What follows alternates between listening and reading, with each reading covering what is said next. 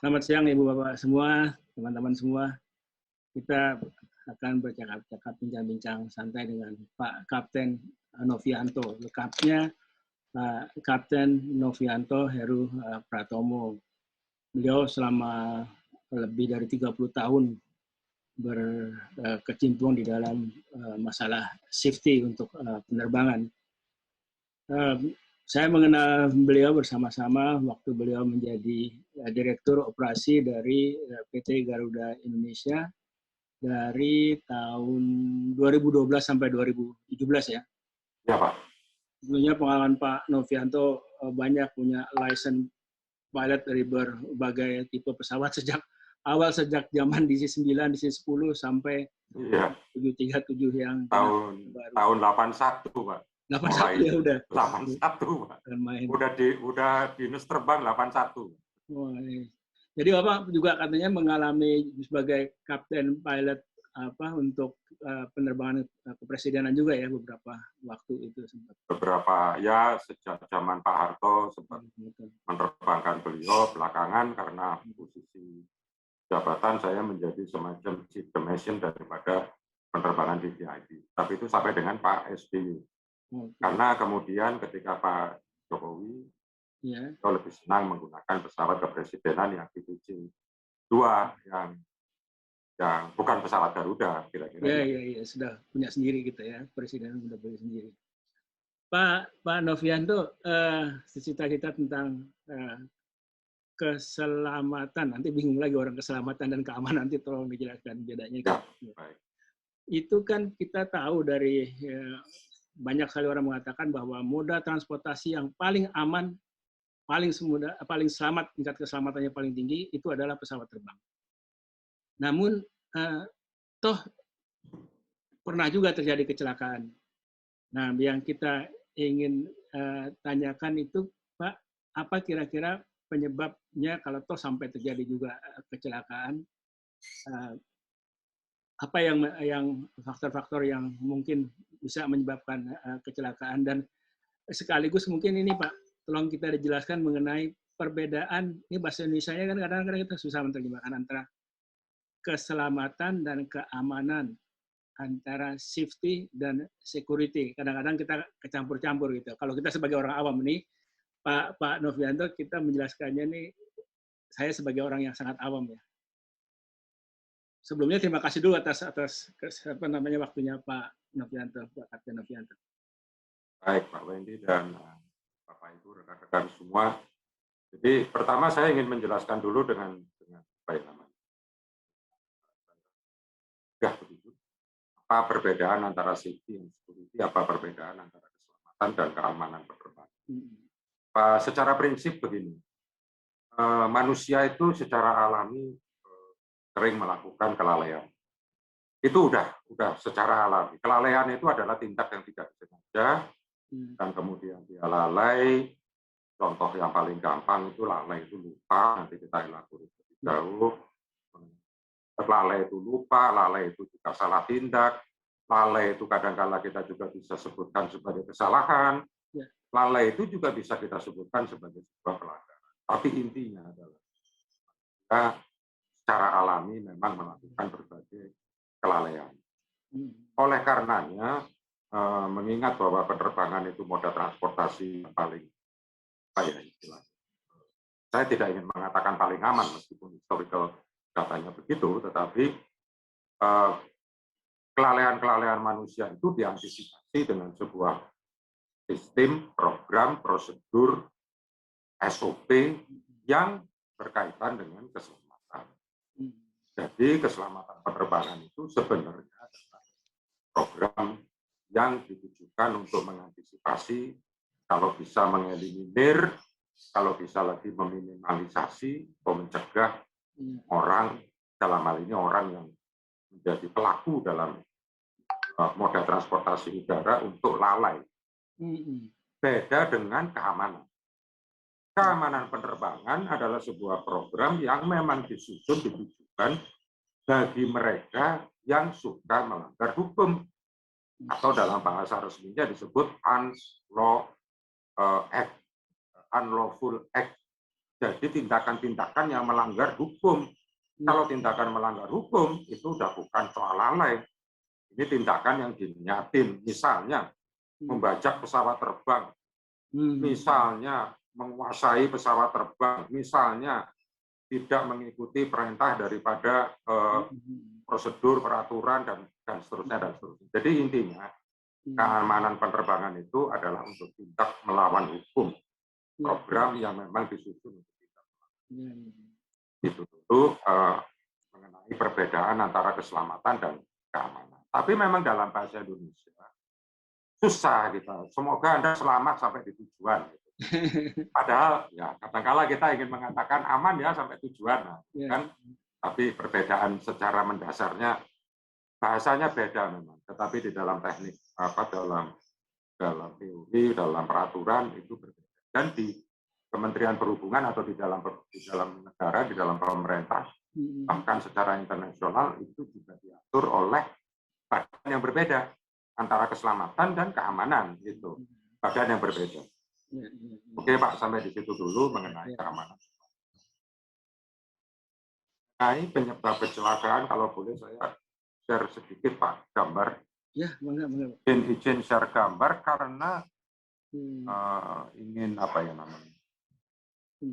Memberikan istilahnya, gambaran yang lebih baik. Gitu. Nah, ini saya buka aja semua supaya bisa Jadi Bapak Ibu sekalian, ini proses terjadinya kecelakaan dari model Profesor James Gibson yang terdiri dari berbagai layer. Nah, dengan kata lain, sebetulnya kecelakaan pesawat itu hampir tidak pernah disebabkan oleh penyebab tunggal. Bisa dilihat dari gambar ini. Yang kuning-kuning itu adalah layer-layer atau filter atau apa ya namanya, lapisan-lapisan. Dimulai dari sebelah kiri, yang sebetulnya lubang-lubang itu menggambarkan human error atau risiko atau hazard atau kesalahan dan seterusnya. Jadi ini dimulai dari top management, supervisor, precondition, structural ini, dan frontliner. Frontliner itu bisa dibayangkan kayak pilot, engineer, yang memang pelaku langsung. Dan itu pun masih disediakan gelas defense system-nya untuk mencegah agar tidak menjadi kecelakaan. Tetapi dalam kejadian kecelakaan seringkali terbukti kalau membaca investigasinya KNKT, NTSB, ATSB Australia dan lain-lain, itu kesalahan itu atau error itu dimulai dari top management, supervisor, filternya nggak ada. Semua ikut ngambil andil salah dalam tanda petik. Bikin lagi precondition, misalnya cuaca buruk dan lain-lain. Frontline-nya kurang pelatihan, salah bikin keputusan. Pengen dengar ini. Boleh, Pak. Mungkin ingin dijawab, tapi saya boleh nggak share satu? Boleh. Silakan. Ini mewakili yang ini nih yang mewakili pertanyaan. Iya, pertanyaan masyarakat. Masyarakat yang. Monggo, Pak. Nah ini pertanyaannya ini sekali nih, mungkin bagi Bapak sebagai kapten dulu. Pertanyaannya gini, Pak. Ada orang bilang, Pak, kalau pesawat itu engine-nya mati satu, masih bisa terbang dengan selamat nggak? Kalau engine-nya dua, masih bisa selamat nggak? Nah, seperti begitu. Oke. Satu-satu, Pak, ya? Boleh saya jawab, ya? Oke. Sebetulnya pertanyaan $1 juta nih. Jawab. Tapi intinya adalah begini. Pesawat pada dasarnya diproduksi mengikuti regulasi dan peraturan dan persyaratan tertentu. Jadi kita harus meyakini, kita percaya bahwa pesawat yang diproduksi, baik itu bermesin tunggal, single engine, maupun bermesin lebih dari satu, kita sebut multi engine, itu kedua-duanya adalah pesawat yang airworthy untuk beroperasi. Airworthy itu kalau dalam bahasa Indonesia layak terbang, bukan layak terbang ya, layak terbang, kelayak udaraan itu layak terbang. Nah, sekarang balik menjawab pertanyaannya Bapak. Kalau pesawat itu mesinnya katakan dua, satu mesin mati, dan mati itu dalam pengertian tidak bisa memberikan daya dorong. Sisa satu mesin yang hidup. Saya tidak menceritakan penyebab mesinnya mati, tetapi satu mesin mati tidak bisa memberikan daya dorong, maka satu mesin yang berfungsi, yang masih hidup, itu secara certification masih bisa untuk terbang dengan aman. Aman dalam pengertian selamat, bukan secure, Pak. Aman dalam pengertian safe, gitu kan? Dengan catatan semua mengikuti prosedur yang telah diberikan. Apa semua prosedur yang telah diberikan? Pilot menjalankan prosedur sebagaimana yang sudah diatur. Pilotnya melakukan pelatihan untuk pesawat dengan mesin mati satu, misalnya begitu, atau sisa satu mesin, dan itu dilatih secara berkala tiap 6 bulan, dan ya mestinya sih bisa mendarat dengan selamat, gitu ya, dengan satu mesin tersisa. Bagaimana dengan pesawat dengan mesin tunggal? Sebenarnya meskipun mesin tunggal, kalau dia mati mesinnya, pesawat ini akan turun dengan gliding. Namanya istilahnya gliding. Tanpa mesin, melayang gitu Pak ya. Nah, hal yang kurang memungkinkan meskipun bisa dilakukan oleh pesawat multi engine yang kita tahu kalau multi engine itu berat. Sebagai contoh supaya dapat gambaran, Boeing 737 itu kalau ya katakan berisi 100 penumpang begitu terbang ke Surabaya, itu beratnya bisa sekitar 55 ton, 56 ton. Nah, kalau mesinnya mati dua-dua kan nggak bisa kemudian gliding. Nah, tapi pesawat single engine bisa gliding, Pak. Nah, dia bisa mendarat, karena kecil, dia bisa mendarat di lapangan, bahkan tidak sampai lapangan bola, bisa mendarat di sebuah lapangan yang cukup datar begitu, atau di jalan raya misalnya yang cukup lapang, dan seterusnya, sehingga dia masih bisa. Jadi kalau dilihat dari sisi itu, dua-duanya sih aman, Pak. Single engine maupun multi engine. Gitu. Ini case yang di foto ini kan kasus di mana dua-duanya mesin mati ya, masih bisa gliding, tapi mungkin karena Bapak bilang berat itu kan 737 itu kan hanya sedikit lah. Nah, terus orang tanya untuk mendarat di sungai. Bengawan Solo. Nah, yang satu Bengawan Solo, satu lagi di Amerika nih ya, di Hudson River. Ya, di Hudson River. Bisa selamat. Rupanya masih bisa mengambang ya, Pak ya? Bukan, pesawatnya memang bisa gliding. Dan saya tadi mengatakan masih bisa gliding. Ya. Dan yang saya bahas yang Bengawan Solo dulu. Ya. Itu penerbangan dan kasar ke Yogyakarta menjelang maghrib, sore lah kira-kira. Kemudian dua mesin mati, dan seharusnya nih Pak, mesin itu bisa dinyalakan, baik satu maupun dua. Bisa dinyalakan kembali, seharusnya. Bisa di restart, tapi yang dialami oleh pesawat Garuda Bengawan Solo ini kedua mesinnya tidak bisa di restart, gitu ya. Sehingga kemudian pilotnya memutuskan belakangan setelah melihat Bengawan Solo ini sungainya kok lurus, wah ini lebih aman nih daripada kalau saya mendarat di sawah. Sawah itu kan ada galengan-galengan yang kemungkinan bisa membuat pesawat saya rusak. Nah, dia putuskan mendarat di sungai atau di Bengawan Solo tersebut. Ini kejadian kira-kira kalau saya tidak salah dari historical data hanya 4 di dunia. Hanya 4 pesawat Boeing 737 klasik yang pernah mengalami both engine failure, flame out, dan tidak bisa restart. Sebab kalau kita bisa restart satu aja, dia bisa mendarat dimanapun, di bandara manapun maksud saya. Nah ini, dan satu-satunya yang selamat dari 4 kejadian both engine failure untuk Boeing 737 itu adalah kasus Bengawan Solo. Jadi Bengawan Solo itu dijadikan sebagai, mohon maaf saya pakai mengatakan istilah yang mungkin kurang lazim, adalah successful story dari accident. Karena itu dipelajarin banyak orang bagaimana ini bisa membuat pesawat ini mendarat dengan selamat di sungai. Oke, itu both engine failure. Hal yang sama terjadi dengan Hudson River. Hudson River agak berbeda kejadiannya. Kalau Bengawan Solo karena cuaca buruk di sekitar daerah Blora dan Purworejo, masuk awan, engine-nya mati. Bayangin mesin pesawat itu seperti kompornya tukang martabak itu loh, Pak.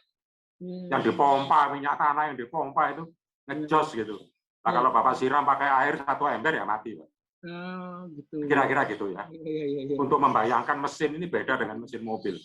Nah, Hudson River agak berbeda. Dia take off, kemudian saya harus mengatakan ribuan burung barangkali, bukan cuma ratusan, ribuan burung imigrasi nyebrang ke lintasan pesawat ini dan masuk ke dalam mesin sehingga dua-dua mesinnya bukan mati, rusak.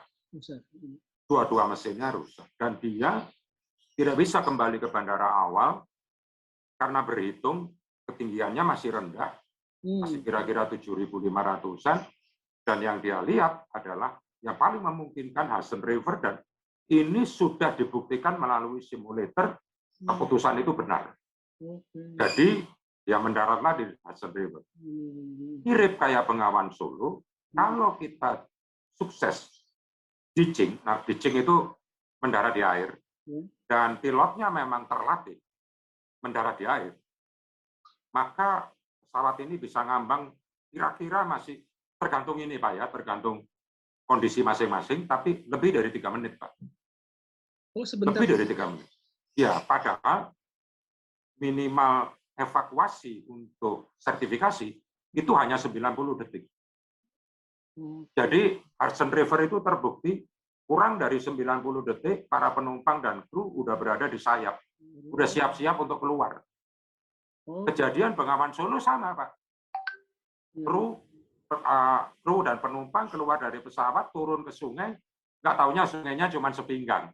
Ente jalan kaki naik ke darat gitu. Kebetulan di darat situ ada gardunya petani begitu, dia nongkrong di situ. Mereka berkumpul di situ. Jadi ya saya harus mengatakan memang dua-duanya successful story dari accident, dan itu part of the miracle juga.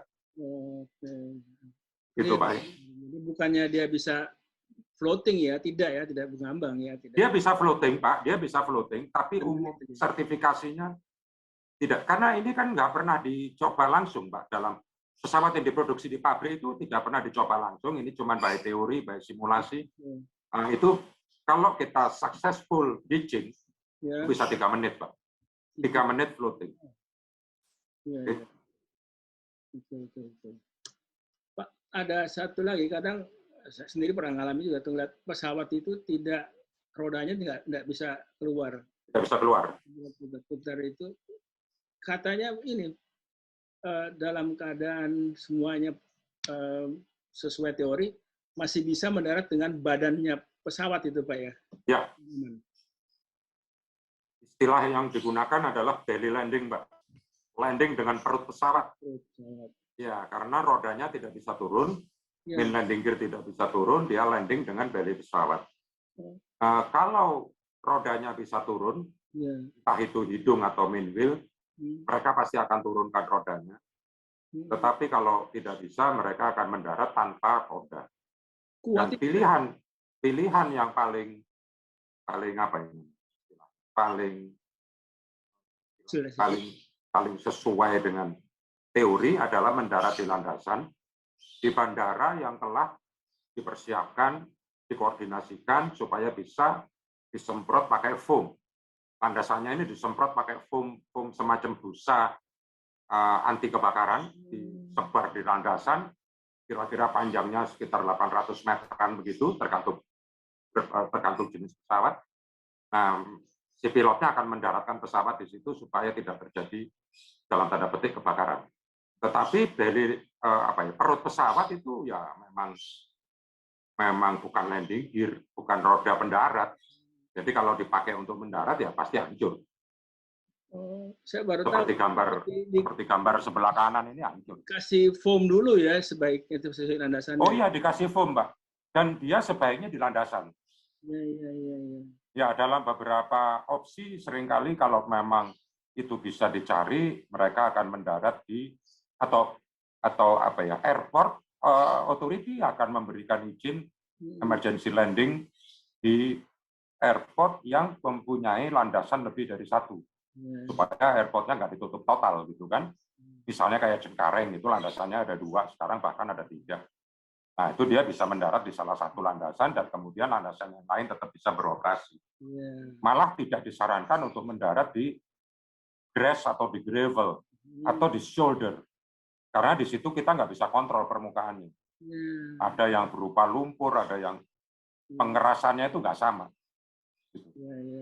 Oh, terima kasih sekali. Pak, ada gambar berikut ini terkait dengan masih dengan apa ya, mana nih kecelakaan juga ini. Ini yang berstrike, tapi ini gambar tipu Pak. Yang kiri atas ini tipu nih Pak, ini bukan gambar sebenarnya. Oh gitu, sorry. Ya, tapi nggak apa-apa. Ini yang dimaksud tadi ribuan burung melakukan migrasi kemudian menyeberang. Pesawat Garuda pernah Pak, udah lama, Boeing 747-400 dari 200 itu pagi-pagi mendarat di Schiphol Amsterdam. Pas mendarat baru touchdown, ribuan burung lewat di situ. Bapak tahu Amsterdam itu daerah pantai gitu ya. Jadi burung sedang bermigrasi ke tempat yang lain. Ribuan Pak, nyebrangin landasan, 4 mesin rusak, dan 4-4-nya diganti oleh Schiphol Airport. 747-200, sekitar tahun 80 berapa ya? 80. Ya, di bawah tahun 90. Langsung masuk ke engine ya? Langsung masuk ke mesin. Nah, itu yang terjadi dengan Hudson River itu. Seperti itu gambarnya. Nah, kalau yang gambar di bawahnya, dari yang ada banyak burung ini, itu sama, burung tapi burungnya gede banget. Dan dia nabrak nose calling itu penutup hidung, dan penutup hidung ini memang tidak ada frame-nya, Pak. Tidak ada rangkanya. Maksud saya, rangka pelindungnya tidak ada, karena isinya sebetulnya radar untuk cuaca, Pak. Dalam pesawat terbang ini radar, jadi dia berupa penutup begitu aja, kayak cangkangnya telur aja gitu. Jadi ketika dia ditabrak burung ya langsung berantakan, pecah. Kalau yang gambar sebelah kiri bawah, berstrike, ya memang nendang atau nabrak kaca kokpit atau kita sebut windshield, dan karena burungnya besar sekali dan kecepatan pesawatnya mungkin masih tinggi, ya yang terjadi ya pecah kacanya. Padahal kaca itu tebal sekali, kaca pesawat itu, windshield itu tebal sekali, Pak. Bisa hancur juga ya, kalah ya? Iya, bisa hancur juga ternyata. Itu kan ada masih sisanya tuh Pak, gambar yang di sini. Tuh masih ada sisanya nih, burungnya di luar. Ini burung gede banget Pak. Ini sama nih, pasti ini burung gede banget. Nah kalau yang ini kecil-kecil begini masuk ke sini, masuk ke blade. Blade-nya ini kan banyak Pak, dari depan sampai ke belakang, fan blade ini hancur Pak, fan blade-nya hancur. Engine itu harus diturunkan, nggak bisa tidak. Nah kalau pilot yang bukan ya, artinya udah pengalaman gitu, kita nabrak burung 1 misalnya gitulah, anggap aja burung gereja gitu yang kecil, 1-2 burung, nggak lama kemudian air conditioning itu akan bau, kayak sate ya. Barusan nabrak burungnya kepanggang. Karena temperatur engine-nya kan panas banget, Pak. Di atas 300 derajat itu kan. Jadi panasnya itu panas, jadi kayak kita manggang sate aja. Oh, bau sate nih, ada burung nih. Mudah-mudahan nggak apa-apa nih mesin gitu kan. Gitu, Pak. Rupanya juga ini ada salah satu gambar nih, katanya nih gambar ini katanya layang-layang ya. Benar juga ya, layang-layang juga talinya. Layang-layang juga, Pak, karena layang-layang yang ini sering terjadi Pak ya, saya nggak menuduh ya. Paling sering terjadi sebetulnya malah justru di bandara terdekat kita Pak. Bandara Soekarno-Hatta, di lain tempat nggak ada. Jarang. Justru banyak di depan mata kita ya? Adanya di Bandara Soekarno-Hatta, dan biasanya kalau kita perhatikan itu adanya justru di ujung atau di perpanjangan dari runway 25. Runway 25 itu runway yang datangnya dari laut, bukan runway yang datang dari daratan. Baik 25 left maupun 25 right. Nah itu kalau kita perpanjangannya itu runway, tanah kampung, Mbak. Kampung, daerah. Ya saya tidak nuduh lah. Nah, mereka naikin layang-layang itu, layang-layangnya gede, Pak, bisa 3 meter. Gede, layang-layang gede-gede itu. Dan dia naik, diikat aja di pilarnya rumah, didiemin. Ah, itu pakai senar yang senarnya ekstra besar. Dan itu kalau nyamber pesawat, senarnya itu, waduh, saya udah pernah lihat, Pak. Itu bisa nutupin sayap sampai apa ya, apa ya? Itu apa ya namanya? Ini di sayap itu sampai berapa kali iketan sampai flight controlnya nggak bisa dikeluarin. Flap itu nggak bisa keluar, nggak kuat ya. Ini bukan layang-layang dengan benang biasa, ini layang-layang serius. Bukan, Pak. Senar gede, Pak. Senar gede-gede yang dipakai untuk mancing ikan 100 kilo itu, karena layang-layangnya gede banget. Waduh, bahaya betul ya. Jadi isunya selalu, bukan selalu lah, seringkali isunya itu kalau, nah ini kayak sekarang ini, Pak, dekat-dekat puasa dan Lebaran. Nah, tipikalnya begitu. Dekat-dekat puasa Lebaran, loh, buat apa? Ya mereka ribut soal ganti rugi, soal ini, soal lingkungan hidup, pokoknya ya semacam itulah. Ada satu lagi, Pak, tapi saya nggak punya ininya ya. Apa? Nggak punya fotonya. Letusan gunung berapi, Pak. Ya. Letusan gunung berapi kan kita berapa kali ngalami kejadian ya di Bali ya. itu. Bahayanya gimana itu, Pak? Bahayanya. Jadi gunung berapi itu letusan erupsi. Jadi gini, kalau misalnya kita ngambil contoh Merapi, gitu. Ketika dia meletus pertama kali mengalami erupsi, informasi itu tidak didapat ke BMKG atau terlambat diperoleh oleh BMKG, sehingga BMKG juga terlambat untuk menginformasikan kepada Air Traffic Controller, kepada, kalau Bapak masih ingat, LPP NPI, Airnav, supaya Airnav bisa menerbitkan notem. Urut-urutannya begitu. Nah, kalau dia dalam posisi terlambat seperti itu, erupsinya udah naik, ledakannya udah naik, letusannya udah naik, ada pesawat di sekitar situ, dia nggak tahu, Pak, bahwa nggak bisa bedain ini awan atau erupsi gunung berapi yang kita sebut volcanic ash. Volcanic ash, gitu ya, debu vulkanik. Kalau kita udah masuk di dalamnya, kita nggak bisa tahu. Kita bisa mendeteksinya begini. Wah, ini kok baunya bau belerang ya. Ini volcanic ash. Ini kalau pilot udah pengalaman biasanya, wah ini bau belerang. Gitu ya. Nah, sekarang kita ngomong bahayanya. Bahayanya adalah partikel daripada volcanic ash atau debu vulkanik itu adalah kristal-kristal yang tajam dan keras. Dan ketika dia bertemu dengan mesin pesawat aja, Pak, maka mesin pesawat itu dalam kondisi yang sangat panas, exhaust-nya aja bisa mencapai 400 derajat Celcius kalau di angkasa sana, dan dia bisa langsung apa istilahnya, lumer di dalam area combustion chamber pesawat terbang. Nah, nanti kalau pesawatnya descend, turun, udaranya makin ini, dia melekat menjadi sedimen yang mengeras dan membuat kerusakan di banyak tempat di dalam mesin.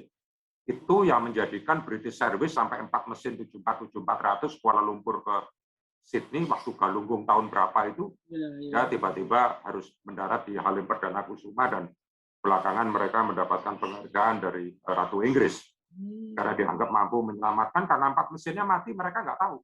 Ini kenapa mesin saya kok mati? Itu satu. Kedua, kalau dia debu vulkanik ini yang tadi saya sampaikan terdiri dari kristal yang sangat tajam, kayak kaca, Pak, tajam banget dia.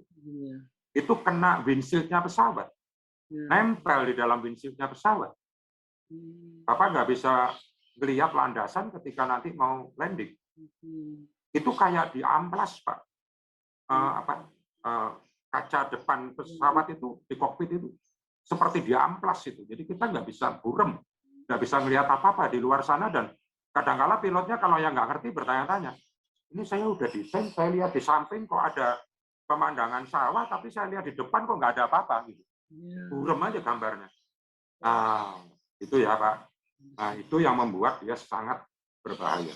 Ketiga, dia menyumbat kristal-kristal vulkanik itu menyumbat segala macam, misalnya fuel nozzle yang ada di engine, di combustion chamber itu tertutup, ya mati mesin. Itu bahaya banget. Itu bahaya sekali. Makanya seringkali ditutup kan bandara. Kalau ada Gunung Agung meletus, debunya nyampe ke bandara Ngurah Rai, wah bandara ditutup, wah gitu. Wah ini debunya ada nih Pak di bandara Pak, gampang kita ngelihatnya Pak. Kasih aja kertas putih itu di landasan, di apron, ada nggak debu di kertas itu, begitu ada tutup, nah, udah begitu. Berarti debunya udah nyampe sini. Iya, itu kan. Apalagi karena ya tadi Pak bilang ya, kalau letusan gunung api itu sifatnya tiba-tiba, kita memberikan warning atau memberikan no time itu, ya pastinya terlambat setelah itu meletus kan. Iya, tapi kalau udah meletus, misalnya meletus kemarin, misalnya hari ini udah ada no time, avoid area Merapi, nah, misalnya begitu, kita akan avoid. Expected dia bergerak kemana, dan ini secara internasional itu ada badan pemantaunya Pak. Kalau di Indonesia itu, bukan cuma di Indonesia, di Asia Pasifik, radar pemantaunya dari Darwin. Ditaruhnya di Darwin Volcanic apa gitu. Nah, dia yang selalu mempublish secara tiap 6 jam. Oke. Pak, kalau dari sisi dari sisi persiapan sebelum terbang sampai pesawat itu dinyatakan oke lah, boleh untuk terbang, itu kan ada faktor-faktor apa tuh namanya, checklist, inspeksi, dan prosedurnya gimana itu Pak sampai ya kita boleh terbang? Ya, kalau sebetulnya kalau ini bicara aktivitas harian, pesawat ini pertama ini kita membicarakan pesawat yang berangkat atau departure pagi hari pertama kali gitu ya. Berarti dari overnight. Berarti dia dari malam itu udah diperiksa, dan kemudian sebelum diberangkatkan diperiksa, dirilis istilahnya oleh engineer release man yang punya lisensi untuk merilis pesawat. Merilis itu apa ya? Mengizinkan untuk pesawat ini layak terbang, memberikan pernyataan pesawat layak terbang. Oke. Dia melakukan inspeksi. Pak, saya boleh share gambar Pak ya? Iya, Pak. Nah, ini dia. Jadi sebetulnya pesawat setelah dirilis oleh engineer ini orang yang engineer itu adalah engineer yang berlisensi, dan license holder. Kru itu baik pilot maupun cabin crew melakukan inspeksi juga dalam bentuk walk-around inspection. Ada dua, yang satu walk-around, ini gambar yang sebelah sini Pak, ini walk-around, jadi ini bukan gagah-gagahan begitu, ini walk-around. Yang di dalam sini juga melakukan inspeksi, memeriksa semua peralatan itu lengkap. Nah, saya ingin kasih ilustrasi. Ini pesawat 747, yang kanan ini adalah pesawat 737. Jadi pilot ini akan berjalan mengikuti alur ini. Alur ini sini, jadi pertama sini samping kiri. Kemudian dia lihat antena-antena di sini, pitojup dan lain-lain itu kondisi bagus. Dia lihat dari depan ini agak jauh nih, dia mesti mundur dari depan, radom bagus, wipernya ada, kacanya kelihatan bagus. Terus ini nomor 3 ini dia dia mesti jongkok di bawah nose wheel, dan kemudian jongkok Pak, benar-benar jongkok di bawah nose wheel, kemudian badan dia naik atau bukan naik, badan dia berdiri di dalam nose wheel bay untuk memeriksa kondisi nose wheel bay yang di area itu. Rongga roda pendarat yang ada di hidung. Terus nomor 4 ini identik dengan nomor 1. Nomor 5 ini adalah memeriksa kargo dan seluruh bagian bawah pesawat terbang. Oh ini lurus, kan ini rendah Pak. Bapak bisa bayangin ini rendahnya segini. Ya kan rendah, jadi mesti jongkok.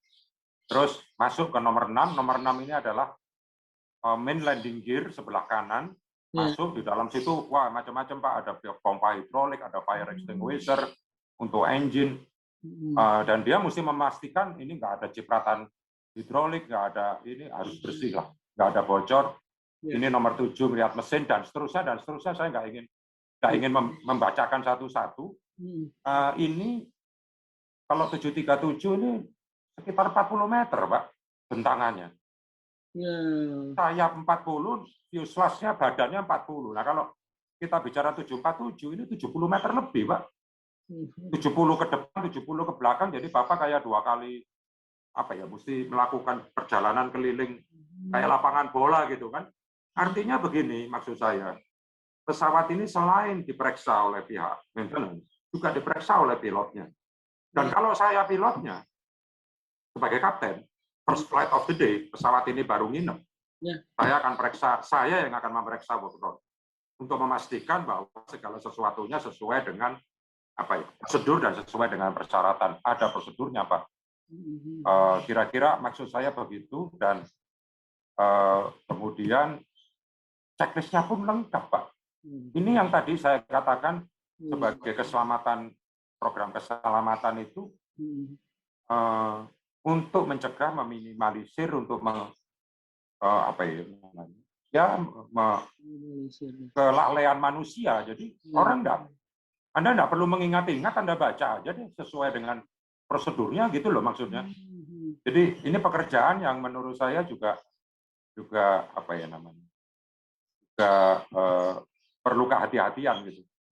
Dan lebih kurang itu yang ingin saya sampaikan dari gambar ini. Selain program maintenance itu sendiri ya.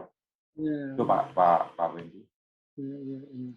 Nah, Bapak bayangin kalau ini cuacanya minus 10 derajat gitu.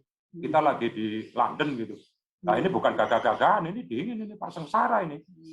Nah, sekarang kalau saya balik, adakah moda transportasi lain yang pilotnya melakukan seperti ini? Kereta api misalnya, tergandengan misalnya, bukan tergandengan, bus penumpang antar provinsi misalnya begitu. Saya udah berapa kali jadi pembicara di PT Kereta Api. Saya tanya, masinisnya ada nggak yang memeriksa kayak gini? Nggak ada, Pak. Nggak ada, Pak. Ya, jadi bagaimana Anda meyakinkan bahwa barang yang Anda supiri itu, padahal kalau kita lihat kereta api kan cuma di jalur kereta, Pak. Kalau ini kan 3 dimensi. Pesawat terbang itu kan seperti Bapak taruh kursi di angkasa, Pak. Bisa ke kiri, bisa ke kanan, bisa tunduk ke bawah, bisa tunduk ke atas gitu kan, kayak kursi Bapak taruh di angkasa. Alangkah rumitnya gitu. Nah, kalau kita nggak periksa itu dengan hati-hati ya. Gitu, Pak. Pak, dari Bapak sekian 30 tahun lebih pengalaman itu, kurang lebih dari sisi masalah keselamatan ini, apa hal yang kira-kira Bapak paling concern dan paling tekankan gitulah kira-kira? Saya salah satu lah, saya nggak ingin mengatakan satu-satu. Saya salah satu yang kalau udah urusan penerbangan itu disiplin, Pak. Dan disiplin, Pak. Nomor 1 itu, Pak. Self-disiplin. Itu nomor 1. Maksudnya apa? Disiplin dalam menjalankan regulasi, prosedur, SOP. Ya, karena regulasi, prosedur, SOP itu disusun, diciptakan, dikreasi, di-create untuk agar supaya kita selamat. Jadi jangan pernah mengoperasikan pesawat terbang pakai daya ingat. Cuman berusaha mengingat-ingat, biasanya begini loh. Tidak bisa. Bukunya bilang apa? Bilangnya gini, ya sudah, ikutin aja itu. Nanti kalau suatu hari kita bisa membuktikan bahwa prosedurnya salah, prosedurnya kita perbaiki. Tapi jangan buru-buru kita ingin mengatakan, biasanya kalau kapten itu begini, kalau co-pilot ini begini, kalau instruktur itu begitu. Jadi tidak punya konsistensi kedisiplinan terhadap prosedur. Itu satu. Kedua, yang saya pegang teguh adalah you have to know your own limit, Pak. You have to know your own limit. Karena kalau saya udah tahu ini batas saya nih, saya akan stop. Saya nggak akan teruskan. Nah, contoh Pak. Misalnya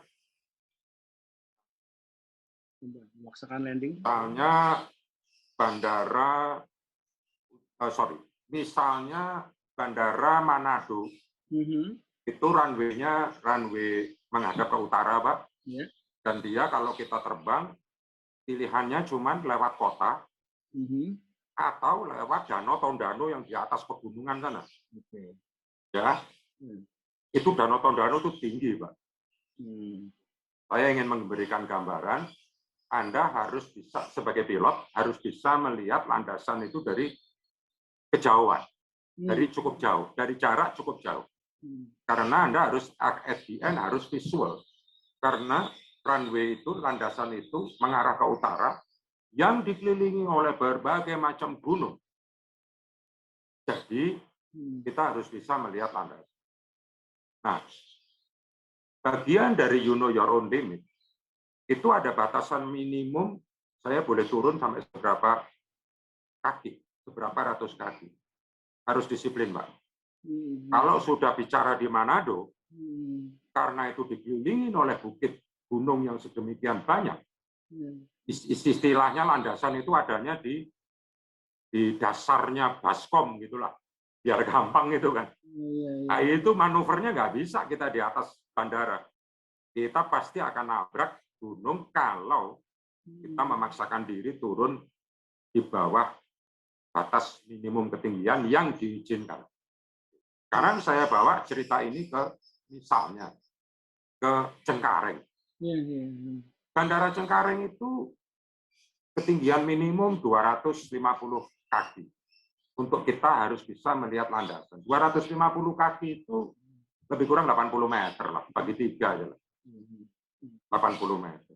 Nah, landasan itu harus terlihat lebih kurang 0,8 km dari tempat posisi saya. 0,8 km. Jadi ketinggiannya 80 meter, tapi pandangan ke depannya 800 meter. Ya, itu pakai ALS. Pada saat 250 feet, landasan itu tidak kelihatan, karena mungkin hujan, karena mungkin apa. Itu bukan pilot lah. Kalau kita mau turun di bawah 250 feet, kita tahu benar bahwa itu areanya datar. Tidak ada apa-apa itu. Benar-benar tidak ada apa-apa. Paling ya ada bangunan gudang, jalan raya, tapi itu datar. Tidak ada gunung, tidak ada apa-apa. Gitu. Jadi maksudnya bukan berarti saya ingin mengatakan saya akan turun sampai 50 feet gitu misalnya. Itu enggak, bukan itu maksud saya. Kita harus tahu bahwa saya ini berada di mana. Itu maksudnya to know your own limit. Itu satu. Kedua, saya ini sehat apa enggak? Saya ini fatigue apa enggak? Ya, saya kurang tidur apa enggak? Ini nih bagian dari to know your own limit. Jadi saya kan bilang, Mas, saya kok ngantuk ya, saya kok pengen tidur ya, atau kamu aja deh yang terbang deh. Oh, saya lagi kurang sehat gitu ya, misalnya begitu. Ya kira-kira gitulah. Dan itu yang menjadi pegangan saya, Pak, selama ini. Selain berdoa, selain yang lain-lain. Pak, kepada apa ya, kepada penumpang ya, kepada penumpang yang awam ini, kira-kira Bapak sebagai kapten pilot yang berpengalaman apalagi di bidang safety ini, assurance apa yang kira-kira Bapak bikin garis bawah lagi kepada penumpang bahwa nggak perlu ada yang dikhawatirkan, semuanya sesuai prosedur udah. Nggak bisa saya, Pak Wendy. Nggak bisa saya, Pak Wendy. Jadi saya memberikan semacam assurance, garansi bahwa you aman, you selamat, nggak bisa. Terus terang nggak bisa. Yang saya bisa lakukan adalah saya memberikan announcement welcome. Itu dari pengalaman saya. Welcome, announcement kepada penumpang, selamat datang di dalam pesawat penerbangan nomor sekian, kita akan terbang ke sana, dan biasanya penumpang tenang kalau mendengar suara saya. Itu pertama. Kedua, saya akan terbang dengan sebaik-baiknya, sehalus mungkin, tidak membuat gerakan-gerakan pesawat itu abrupt yang mengagetkan orang, mengagetkan penumpang, dan itu saya lakukan. Yang ketiga, saya memberikan informasi yang sifatnya antisipatif. Misalnya, Bapak Ibu yang terhormat, para penumpang yang terhormat, ini dengan penerbangan Anda dari ruang kemudi, di depan ada cuaca yang kurang baik, dan kami berusaha untuk menghindari, tapi ada kemungkinan kita masih akan mengalami goncangan-goncangan, dan berdasarkan pengalaman, goncangan ini sebetulnya tidak terlalu berisiko. Nah, begitu. Tapi saya memberikan informasi yang benar, cuman tidak informasi yang 100% saya buka. Gitu. Artinya saya tidak berbohong, tetapi saya juga tidak mau melebih-lebihkan bahwa wah ini tropical cyclone loh ini. Kecepatan anginnya di situ tuh 200 km per jam. Kalau saya masuk ke situ, wah pesawat saya bisa dibawa muter-muter gak karuan itu gitu kan. Saya tidak ingin menggunakan bahasa semacam itu gitu. Saya udah menghindar ini, tapi kalau ada goncangan ini normal. Gitu. Kira-kira itu yang saya sampaikan. Tapi kalau memberikan jaminan, Pak, Bu, tenang aja Bu, kasih selamat, nggak bisa saya. Nggak bisa saya, Pak. Betul. Saya udah pengalaman event bawa presiden ya, saya akan menyatakan hal yang apa adanya. Saya akan bilang begitu. Sampai sebatas kemampuan manusia sudah kita upayakan mungkin. Betul. Kadang-kala memang ada penumpang yang ingin ngajak berdebat. Loh, kenapa kok kamu nggak begini? Kenapa kok kamu nggak begitu? Ya saya berusaha menjelaskan. Saya berusaha menjelaskan.